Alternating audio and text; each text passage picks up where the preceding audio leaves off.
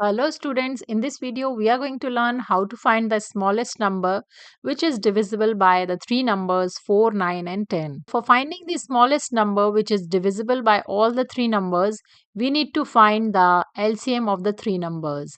Called the least common multiple or the LCM of the three numbers will be the smallest number which is divisible by 4, 9 and 10. Now let us find the LCM of 4, 9 and 10 to find the smallest number which is divisible by all the three numbers.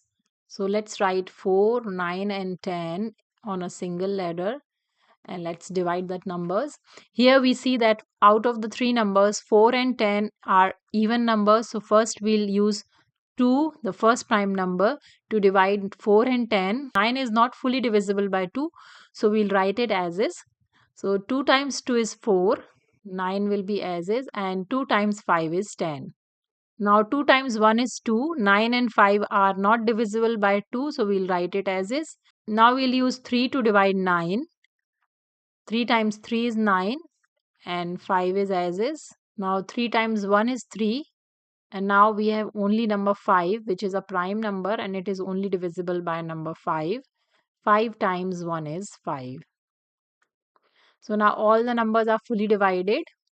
To find the LCM of the three numbers, we are going to take the product of all the prime factors which are on the left hand side of the ladder. So 2 times 2 times 3 times 3 times 5 will be the LCM of the three numbers. 2 times 2 is 4, 4 times 3 is 12, 12 times 3 is 36 and 36 times 5 is 180. So the LCM of the three numbers is 180.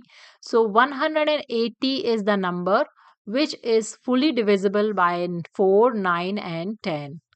So this is how we find the smallest number which is divisible by three numbers.